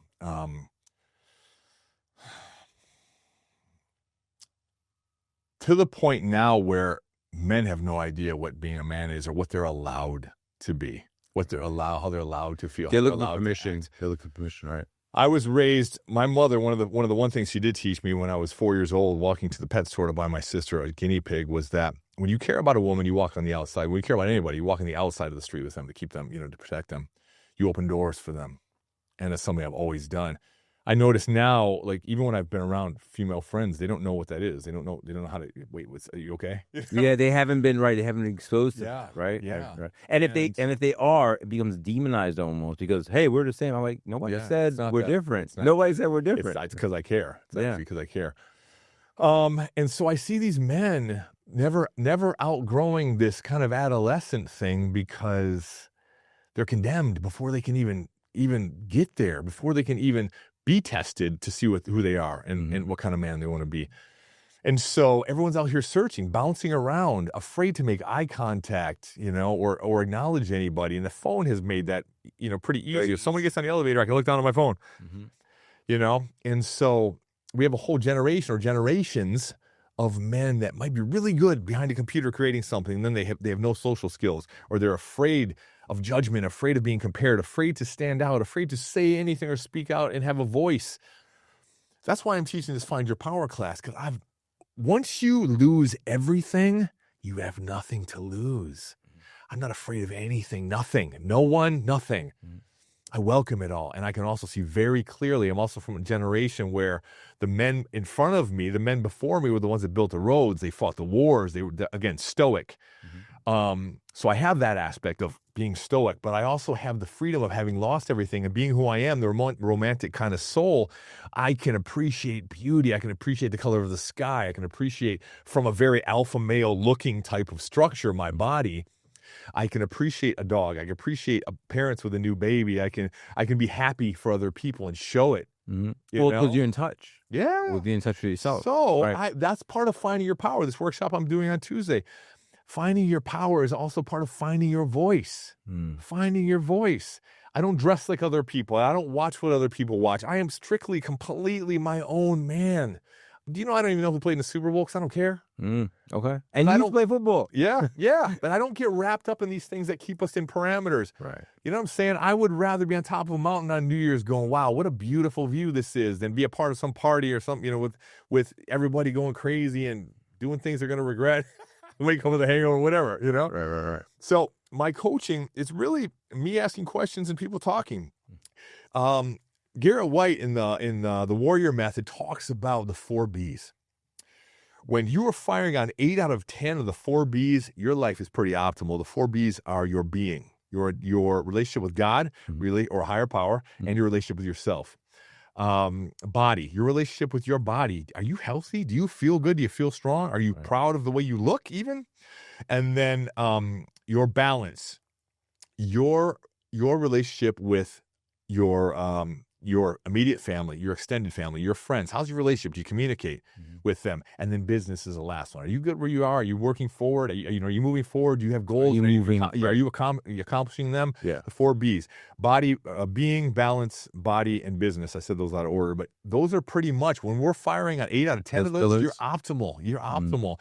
So from a fitness standpoint, my pillars would be mindset first, because it's all about our mind. Right. Then nutrition, because you should eat like you're feeding someone you love. I like that. Right? Yeah. And then mobility and body weight strength, because starting a fitness program, even if you go in and go, I'm going to lift like I did when I was in 11th grade, and then you're broken down, you're going to be discouraged to start again. I have people that train with me from a physical standpoint for 2 months, never touching a weight. We do mobility, body weight stuff until you're bulletproof. Then we lift, and then the last one is Warrior's Way. And I found this out. Men stick their chests out in the street and get mad and demand and command respect from other guys because they really don't have any confidence. Yeah. First of all, you cut me off. It was probably a mistake. And you being angry at me too, or me being angry at you, is not legit. I'm not angry at you. I'm angry at something else or something inside of myself, and so are you. So us walking around sticking our chests out, making decisions based on emotion, can ruin our future, can take our lives, can take our freedom, whatever. You know how hard it is sometimes to speak to somebody, because I have friends, the whole spectrum. Right? I have homies on the corner. I have multi-billionaire, right? I see it all. And everybody has to have a certain level. The word is, you got to be credited. And what I mean by that is that you have to do them some sort of basis of work to understand concept. Yeah. Right. And I understand everything you're saying. I'm with it. I live it. I understand. Sometimes it's hard. You're seen as some sort of success, right? So your friends are like, what would you do? And I'm like, well, man, look, I always do that. Well, think of it like this, right? Look at this part, and then I'm just, I'm just whatever, and would you, if you saw like your son or your daughter or like somebody else reacting like that, do you think that's right? Like, does this sound right? Like, are we gonna engage? Like, I had a moment yesterday with somebody. That's a good point. That's a great point, mate. I'm like, yo, I said, I need to see you in person. He came to the office. I sat down with him. I said, listen, this is how I feel about this. I sent you a text yesterday. Let's talk about it now in person. I'm big on the in person. Yeah. I don't know if that's an old school man thing, whatever. Yeah. But I just want you to feel me. And, and if you tell me, oh, you're an asshole, I don't want to talk to you again, I'm okay with that. Like, there is no fear. Yeah. And he's like, no, I really appreciate that. I was like, because you're not seeing it, man. You only see your side. I was like, you're not, there's certain, like, if you value somebody, you will show them that. And it's not saying, hey, I value you. It's like, you're respecting things. Like, hey, man, I said I was going to do this. You didn't do this. All right, you didn't do this. Fine. Hey, man, take some accountability. Hey, man, I didn't do this shit, man. My bad. I'm sorry. Let me make up for it. That's it. That's as simple as it can be. Yeah. Don't try to, he's going to know exactly what I'm talking about after this one. Don't try to put it under the rug for 6 months because I have a long memory. I don't have time to gestate and fester. I don't do that. Yeah. But I have a really good brain. So I'll be like, yo, hold on, bro. Like, boom. Let me, I'll go through my little memory bank. Like, yo, we got to talk about this. Yeah. And come in person because I want to tell you how I feel.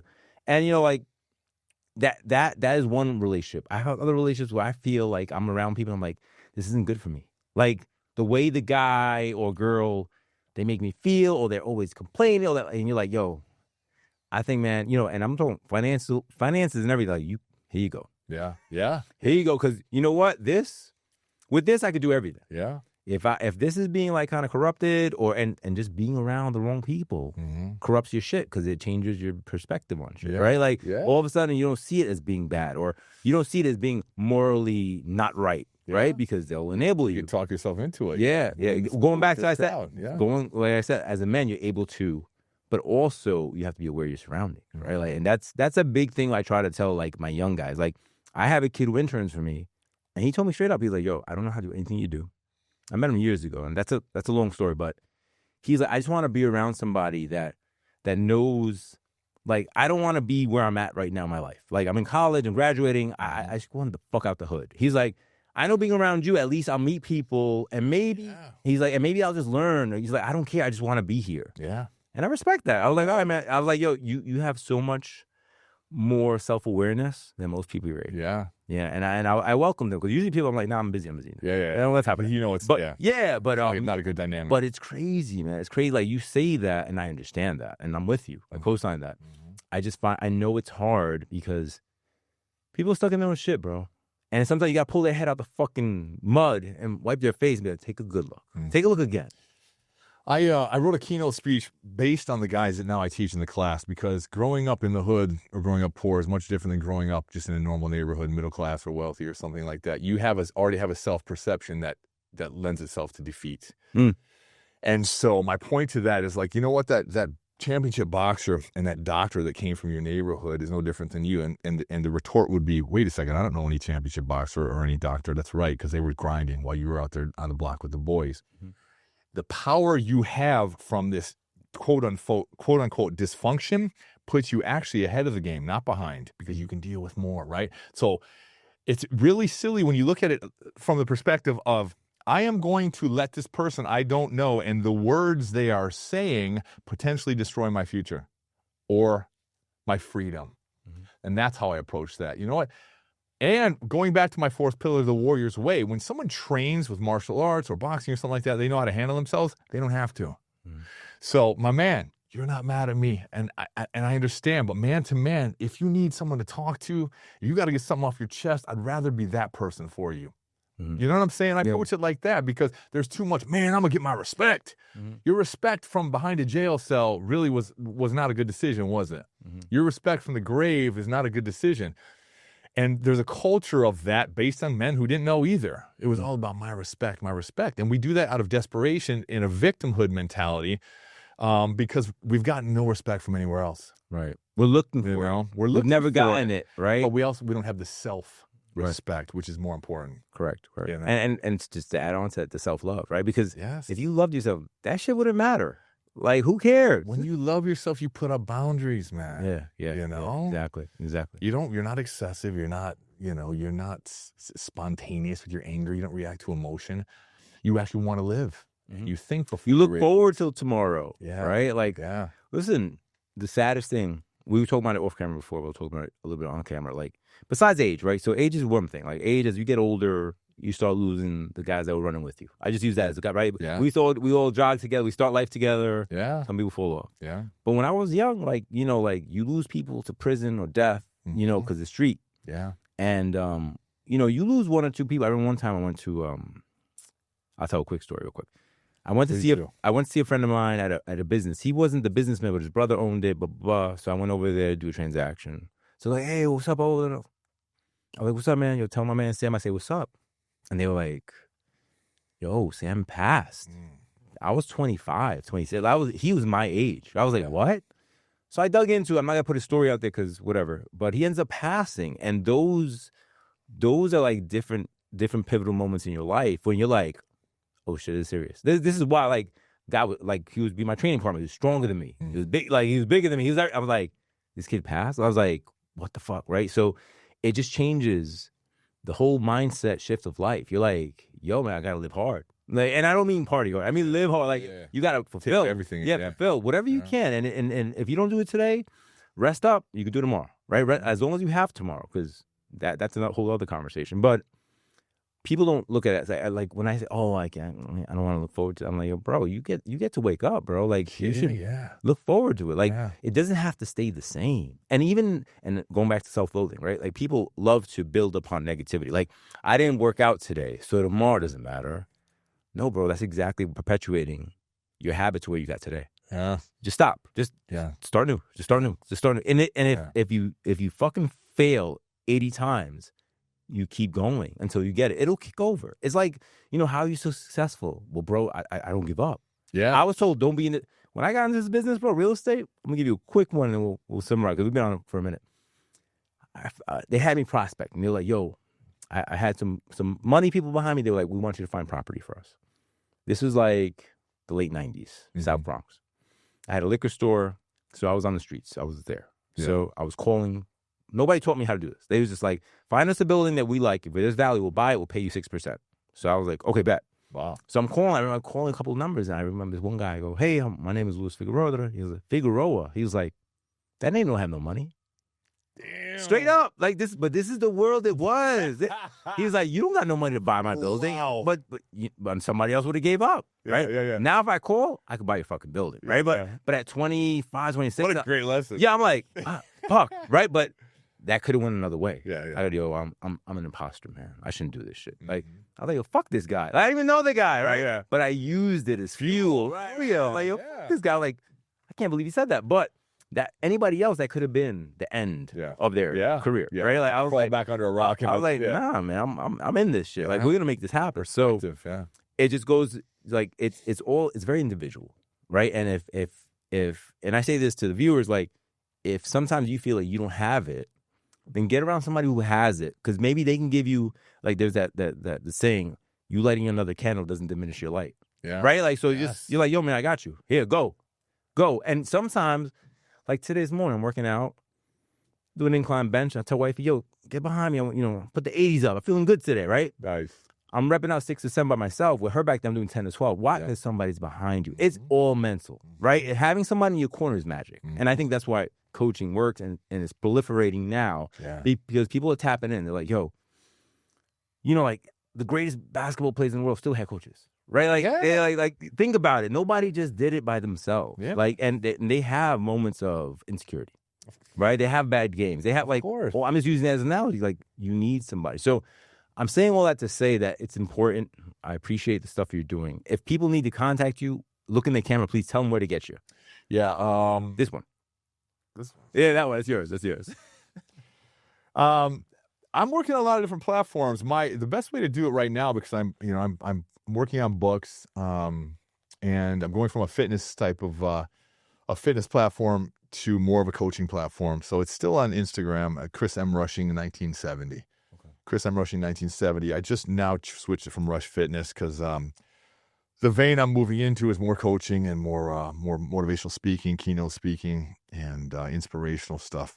Chris M. Rushing, Chris Michael Rushing, 1970. I'm gonna give you the wrong thing. Chris Michael Rushing, 1970, and And I wanted to piggyback on one of the things you said. Sure. Here's the thing. If we ever feel like we're completely alone, there is a long line of our ancestors because it's our time. We talk about generational trauma. I talk about generational trauma leading into generational success because now it's your time. There's a long line of our ancestors propping us up, holding us up. Real quickly, I did a meditation after an uncle died. I went in and I went in deep and I saw him. I saw my grandparents. And then behind these long blades of grass, I saw brown skin. And then I heard a word. I'm like, wait a second. Those are my Puerto Rican ancestors that I never met. Tainos. See. I guess I got the Taino. Right? There you go. And there was a word that was whispered, and I was listening. I'm like, what is that? I took a breath. What is that? And it got a little louder. Go. And I knew it was my time. And I got a long line of ancestors from both sides holding me up. So when you feel like you're alone, go in. You are the next hope for a long line of people, and they all have your back. They built you up to get here, and they got you. And that's a big deal. I love that. That's a big deal. I love that. So I coach, man. I coach and I speak, and I my superpower, we talked about this at the men's dinner the other night. My superpower is perspective and my love for life. My relationship with God gives me answers and direction in this life, and I want to help as many people as I can based on a life that I thought I was a victim of and that wasn't beautiful until I realized the gift that it was so that I can share it with people. That's awesome. Yeah. And here, Omar, we bring you guests to enlighten your life, man. And we are out. Thank you.